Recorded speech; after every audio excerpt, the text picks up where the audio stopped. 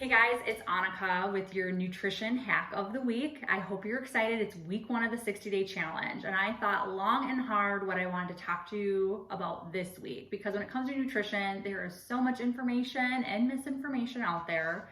But I also know there will never be a time where you're more excited. So I wanted to give you a tip that has the biggest impact on your results. And it's one that I've learned kind of over the course of 13 years working as a dietitian in the fitness industry and working with thousands of members at Lifetime. And so if I were to answer the question, what is the number one tip you would give someone that is just getting started with healthy eating? It would be to focus on that very first meal of the day, whether it's at breakfast or the middle of the day, that very first meal, make sure that you have high protein food with it. And why I say that is when it comes to macronutrients, proteins, fats, and carbs, the one nutrient most of us are not getting enough of is protein. And I swear on this, working with people that are actually excited about eating healthy and more likely to work out and do healthy habits, such as the members at Lifetime, most of us are still not getting enough, especially if you're not focusing on it. And I would say when you're eating healthy and try to make changes with your physique, you wanna ideally focus on things that you want to do or have to do versus all the things you gotta stop doing, because that's not fun with nutrition. A lot of people, that demotivates them, and then they're less likely to stick to the plan. So when it comes to protein, there is no other nutrient that feeds your blood sugar and your energy as well. It keeps you full longer.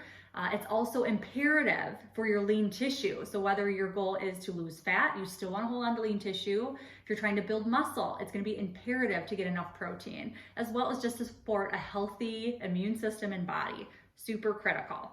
So what I will tell you is, again, doesn't matter what time your first meal of the day is, you want to plan for protein. So if you have time to cook at home, some of us do, some of us don't.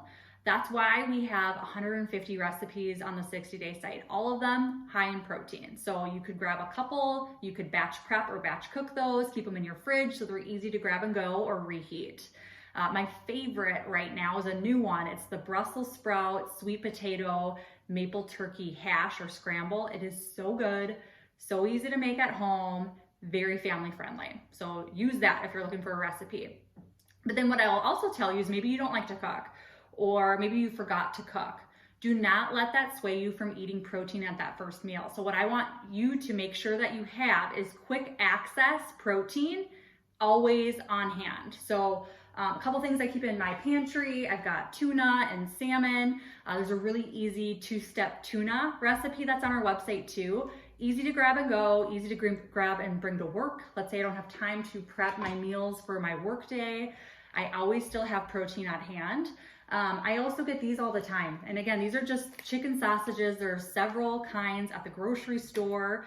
Maybe it's not perfect, maybe it's not organic, or there's obviously, these are processed, so it's not as good as fresh meat. It's still protein. So it's still better to get it in than to omit that macronutrient completely out of your day. So again, go for fast when necessary. If you can plan and prep meals, even better. If you have time just to cook some scrambled eggs and, I don't know, ground turkey with vegetables in the morning, that's great too. So just make sure it's there. I will also tell you that if you make sure that first meal has it, you're so much more likely to eat healthier the rest of the day. Because again, blood sugar, energy, feeling good, you're gonna make better choices when all of those things are happening.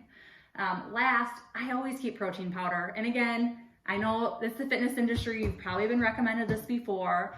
What I will always say is think of it as convenience chicken or convenience, I don't know, meat in an essence. That's kind of how I think of it. If you've done a digital program with me before, I always talk about the shake habit, because what I have found working with the thousands of people I've worked with over the last 13 years is that when people start their day with a protein shake, again, high protein meal, they do everything else better. They make sure they take their supplements, they drink water, they don't skip their workout. It kind of leads this chain link reaction of healthy habits. So if you're finding that eating high protein foods is timely or too costly, maybe you don't like those foods as much, consider a protein powder that you could do with a yummy shake.